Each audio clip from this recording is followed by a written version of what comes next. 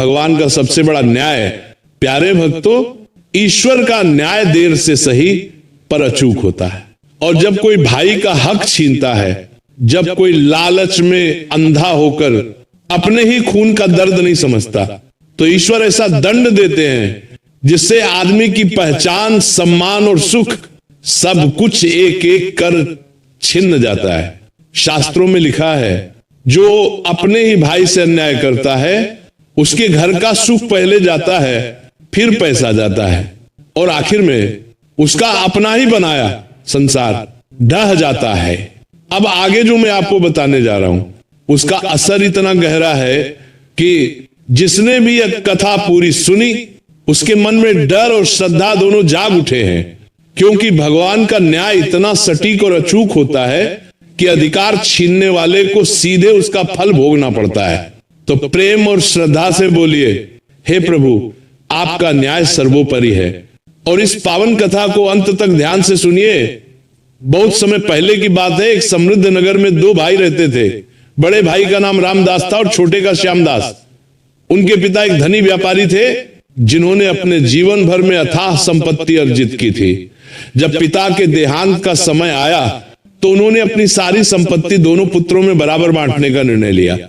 रामदास सरल हृदय का व्यक्ति था। उसका मन सदैव भगवान की भक्ति में लगा रहता था। प्रतिदिन प्रातःकाल उठकर वह गंगा स्नान करने जाता और मंदिर में घंटों बैठकर प्रभु का नाम स्मरण करता। उसकी पत्नी सीता भी धर्मपरायण स्त्री थी। दोनों का जीवन सादगी और संतोष में बीतता था। व्यापार में रामदास की रुचि कम थी, परंतु पिता की आज्ञा मानकर वह दुकान संभालता था। दूसरी ओर श्यामदास की प्रकृति बिल्कुल विपरीत थी। उसके मन में धन संचय की अत्यधिक लालसा थी। वह दिन रात व्यापार के नए नए उपाय सोचता रहता। उसकी पत्नी कमला भी उसी के समान लोभी स्वभाव की थी। दोनों मिलकर केवल धन बढ़ाने की योजनाएं बनाते रहते। जब पिता का श्राद्ध कर्म संपन्न हुआ तो दोनों भाइयों ने संपत्ति का बंटवारा किया। घर, दुकान, जमीन, धन सब कुछ बराबर बांट दिया गया।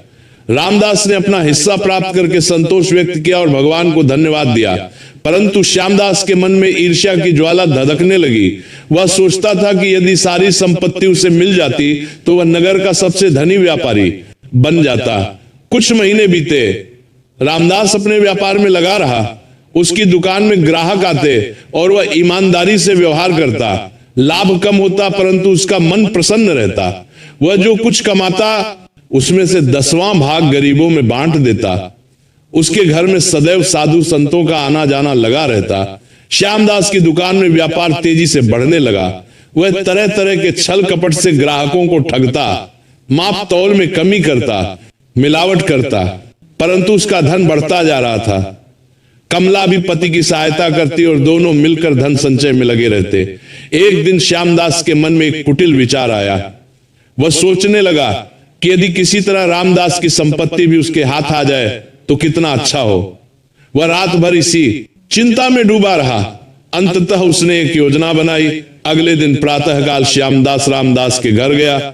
उसने बड़े प्रेम से कहा, भ्राता श्री, हम दोनों एक ही माता पिता की संतान हैं। क्या आवश्यकता है अलग अलग रहने की? क्यों ना हम दोनों मिलकर व्यापार करें, एक साथ रहें, एक साथ भोजन करें। इससे हमारा व्यापार भी बढ़ेगा और भाईचारा भी बना रहेगा। रामदास सरल हृदय का था। उसे भाई के शब्दों में छल दिखाई नहीं दिया। उसने सोचा कि सचमुच यदि दोनों भाई मिलकर रहें तो कितना अच्छा होगा। उसने श्यामदास की बात मानते ली। दोनों भाइयों ने मिलकर व्यापार करना आरंभ किया। पहले कुछ दिन तो सब ठीक रहा, परंतु धीरे धीरे श्यामदास अपनी चालें चलने लगा। वह व्यापार का सारा हिसाब अपने हाथ में रखता, रामदास को कुछ भी नहीं बताता। जो लाभ होता उसमें से अधिकांश भाग अपने पास रख लेता और रामदास को कम देता। रामदास को कुछ संदेह हुआ, परंतु भाई पर विश्वास करके वो चुप रहा। सीता ने कई बार कहा, स्वामी, आपका भाई ठीक नहीं कर रहा, वो आपको छल रहा है, परंतु रामदास ने उसकी बात नहीं सुनी। वो कहता, वो मेरा छोटा भाई है, वो मुझसे छल कैसे कर सकता है। समय बीतता गया। श्यामदास का धन बढ़ता गया और रामदास का घटता गया। एक दिन श्यामदास ने और भी बड़ी चाल चली। उसने नगर के कोतवाल को धन देकर अपनी ओर मिला लिया। फिर उसने एक झूठा दस्तावेज तैयार करवाया जिसमें लिखा था कि पिता ने अपनी सारी संपत्ति केवल श्यामदास को दी थी, रामदास को कुछ नहीं मिला था। श्यामदास ने ये दस्तावेज लेकर रामदास के सामने रख दिया और बोला, भ्राताश्री ये देखिए, पिताजी ने सारी संपत्ति मुझे दी थी, आपको कुछ नहीं दिया। अब तक मैंने आपको अपने साथ रखा, ये मेरी दया थी, अब आप इस घर से चले जाइए। रामदास अवाक रह गया, उसे विश्वास नहीं हुआ कि उसका छोटा भाई जिसे उसने इतना प्रेम दिया इतना नीच हो सकता है। उसने कहा, भाई ये तुम क्या कह रहे हो? पिताजी ने संपत्ति बराबर बांटी थी, ये तुम्हें भली भांति ज्ञात है। श्यामदास ने कठोरता से कहा, मुझे कुछ नहीं ज्ञात, ये दस्तावेज है और कोतवाल भी इसकी साक्षी है, तुम्हारे पास कोई प्रमाण है? रामदास के पास कोई लिखित प्रमाण नहीं था। बंटवारा मौखिक रूप से हुआ था, केवल कुछ ग्रामीणों की उपस्थिति में रामदास ने उन गवाहों को बुलवाया, परंतु श्यामदास ने उन सबको धन देकर या भय दिखाकर अपनी ओर मिला लिया था। सबने झूठ बोला कि बंटवारा नहीं हुआ था। रामदास निराश हो गया, उसने न्याय के लिए कोतवाल के पास जाने का विचार किया, परंतु कोतवाल भी श्यामदास के साथ था।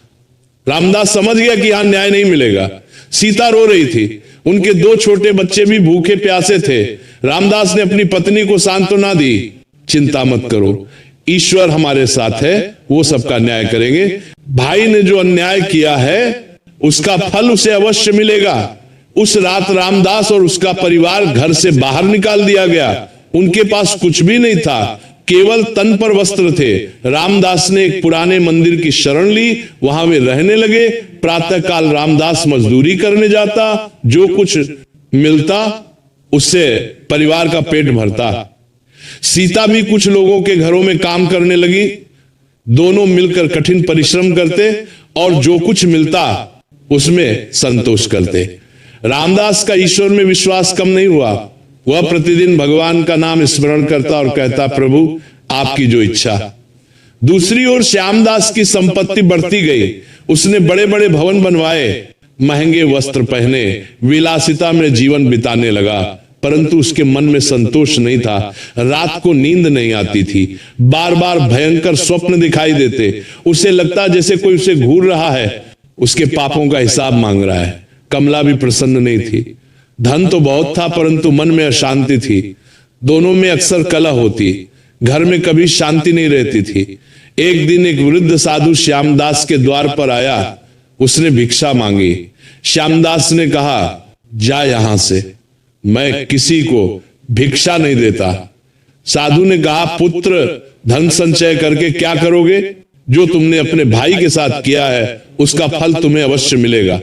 अभी भी समय है, उससे क्षमा मांग लो और उसका हक लौटा दो। श्यामदास क्रोधित हो गया, उसने साधु को धक्का देकर बाहर निकाल दिया। साधु जाते जाते बोला, जैसा कर्म करोगे वैसा फल पाओगे, ईश्वर सब देख रहे हैं। कुछ दिनों बाद श्यामदास का बड़ा पुत्र अचानक बीमार पड़ गया। वैद्यों ने बहुत उपचार किया, परंतु कोई लाभ नहीं हुआ। बालक दिन प्रतिदिन कमजोर होता गया। श्यामदास ने हर संभव प्रयास किया, परंतु कुछ काम देने मार में पुत्र मारने के लिए, तो पुत्र मार में पहला इसकी तारा प्रयास किया, नहीं आया। एक रात बालक की हालत बहुत खराब हो गई। श्यामदास और कमला उसके पास बैठे रो रहे थे। तभी उसी वृद्ध साधु का चेहरा उसकी आंखों के सामने घूम गया। उसे साधु के शब्द याद आए। श्यामदास घबरा गया। उसने सोचा, कहीं ये बालक की बीमारी उसके पापों का फल तो नहीं, परंतु लोभ इतना प्रबल था कि वो अपनी गलती स्वीकार नहीं कर पाया। बालक की हालत दिन प्रतिदिन बिगड़ती गई। श्यामदास ने नगर के सभी प्रसिद्ध वैद्यों को बुलवाया। उसने देवी देवताओं के मंदिरों में बहुत धन चढ़ाया, यज्ञ करवाए, परंतु कोई लाभ नहीं हुआ। बालक की श्वास धीमी पड़ने लगी, उसकी आंखें ढंस गईं और शरीर केवल हड्डियों का ढांचा रह गया। एक रात्रि को श्यामदास को स्वप्न आया। उसने देखा कि एक विशाल दरबार है जहां यमराज विराजमान है। उनके सामने श्यामदास खड़ा है और उसके सभी पाप एक एक करके गिनाए जा रहे हैं। यमराज ने कहा, तूने अपने सगे भाई का हक छीना, तूने झूठ बोला, छल किया, मासूम बच्चों को भूखा रखा, तेरे पापों का घड़ा भर चुका है, अब तुझे दंड मिलेगा। श्यामदास चिल्लाकर उठ गया। उसका पूरा शरीर पसीने से भीग गया था। कमला ने पूछा, क्या हुआ, तुम इतने घबराए क्यों हो? श्यामदास ने कांपते स्वर में कहा, मुझे यमराज का स्वप्न आया, वे मुझे दंड देने वाले हैं। कमला ने कहा, यह तो केवल स्वप्न है, चिंता मत करो। परंतु श्यामदास का मन शांत नहीं हुआ। उसे लगातार अपने पापों का स्मरण होने लगा। प्रातःकाल जब वो बालक को देखने गया तो वैद्य ने कहा, आज रात्रि से पहले ये संसार छोड़ देगा, अब कोई आशा नहीं है। ये सुनकर कमला जोर जोर से रोने लगी। श्यामदास भी विलाप करने लगा। तभी वही वृद्ध साधु पुनः द्वार पर आया। उसने कहा, श्यामदास, अभी भी समय है, तू अपने भाई से क्षमा मांग ले और उसका हक लौटा दे, तेरा पुत्र बच जाएगा। श्यामदास ने सोचा कि साधु सच कह रहा है, परंतु लोभ ने फिर उसे जकड़ लिया। उसने कहा, मैं कुछ नहीं लौटाऊंगा, ये सब मेरा है। साधु ने दुखी मन से कहा, जैसी तेरी इच्छा, परंतु याद रख, ईश्वर का न्याय अटल है। उसी दिन सूर्यास्त से पहले बालक ने प्राण त्याग दिए। पूरे घर में कोहराम मच गया। श्यामदास और कमला छाती पीट पीट कर रो रहे थे। नगर के सभी लोग शोक प्रकट करने आए, परंतु किसी का मन श्यामदास के प्रति दुखी नहीं था। सब जानते थे कि उसने अपने भाई के साथ कैसा अन्याय किया था। बालक का अंतिम संस्कार हुआ। श्यामदास टूट गया। उसे अब अपनी संपत्ति बेकार लगने लगी। धन का ढेर था, परंतु पुत्र नहीं था जो उसे देखे। प्रिय दर्शक बंधु, कथा समाप्त होने से पहले मैं आपसे सिर्फ इतना ही कहना चाहता हूं, आपके एक छोटे से क्लिक में किसी की जिंदगी बदलने की ताकत छुपी है। हम इस चैनल से जो भी कमाई होती है, उसका हर हिस्सा एक इंसान, एक पशु पक्षी और एक जीव जंतु की सेवा में लगाया जाता है। जब आप सब्सक्राइब करते हैं, आप सिर्फ एक बटन नहीं दबाते, आप एक भूखे को भोजन देते हैं, एक घायल पक्षी का इलाज करवाते हैं, एक असहाय जीव को नई सांस देते हैं। शायद आप सोचें, मेरे एक सब्सक्राइब से क्या होगा? तो मैं दिल से कहता हूं, आपके एक सब्सक्राइब से एक जिंदगी मुस्कुराती है। तो आज अगर आपके दिल में जरा सा भी प्यार है, थोड़ी सी भी करुणा है, अगर आपको लगता है कि हम किसी के लिए कुछ अच्छा कर रहे हैं, तो इस नेक काम में बस एक लाइक और सब्सक्राइब से जुड़ जाइए। आपका हर क्लिक किसी की उम्मीद बन जाता है, किसी की प्रार्थना बन जाता है। तो आइए हम मिलकर सिर्फ कथा न सुने, बल्कि किसी जीवन के रक्षक भी बने। अभी सब्सक्राइब करिए और एक लाइक कर दीजिए और प्रेम का यह संदेश आगे बढ़ाइए। और हो सके तो कमेंट में जय राधे राधे जरूर लिखें।